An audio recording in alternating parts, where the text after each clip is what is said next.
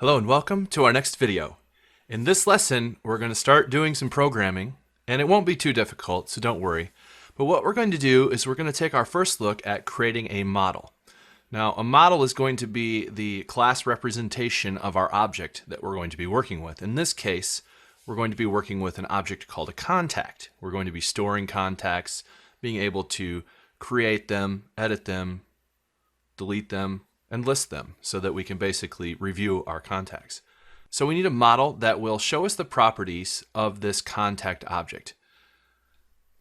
Now, if we go back to our awesome developer post, when we were looking at this, basically what we see is that they had a specific request of what they want this to do. So let's zoom in a little bit here. So your application, you should create a simple CRUD web application that stores persons with the following fields: first name, last name, city, and zip. Any of those should be searchable, and they didn't give us required details on purpose, so we can do this as we see fit. So I think that's important. So first name, last name, city, and zip is the minimum they want, but they probably want a little more than that. So let's go ahead and be a little more creative than just first name, last name, city, and zip. And of course, we'll ultimately get to a point where we can do some searching. But what we want to do is actually create a model that will handle our contact. So we could have called it person or whatever we wanted to, but I'm going to call it contact. And so I'm going to go right click on models. I'm going to say add a class. And this class, I'm going to name it contact. Very straightforward. I'm going to hit enter. And that should add a contact class with nothing in it. And we can see that it's in the namespace contact web models, and it's basically a public class called contact.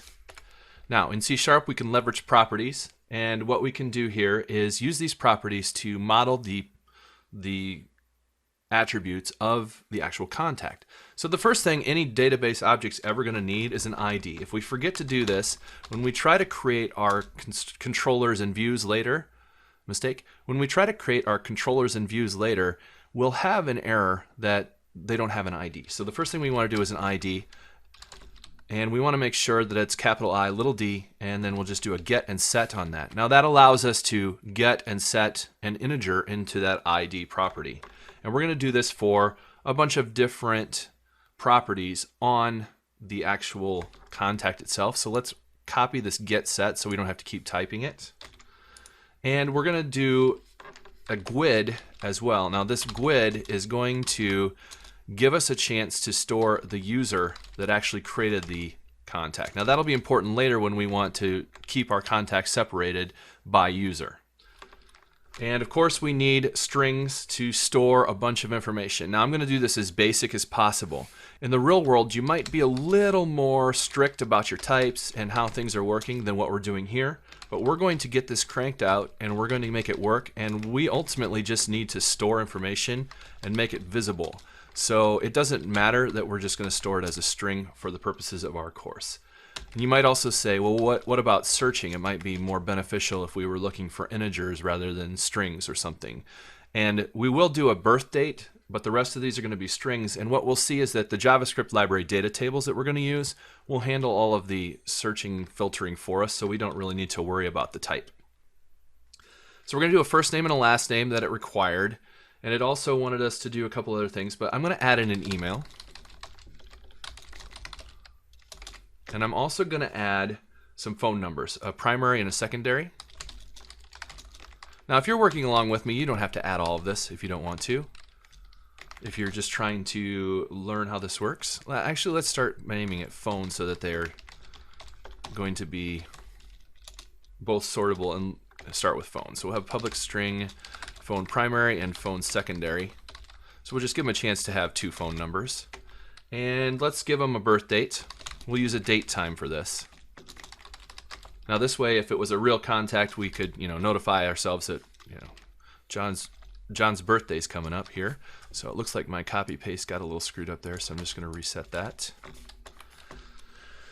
And we need some street addresses. If we had a contact here that we wanted to track, we would definitely want to know what their street address is. And we'll do street address 1 and 2. And again, these are variable names, so you could name them whatever you want. If you don't like street address 1 and street address 2, name them what makes sense to you. And we of course need the city and state that they wanted us to show, so we'll do a public string city, and actually we want to make this capital as well to follow convention, and we'll do public string state, and a public, and this may make some people unhappy, string zip code. And again, we might have a 10-digit zip code or even an 11-digit with 5 and dash and 4, or whatever we want to do. So we'll just leave it as a string to make it easy.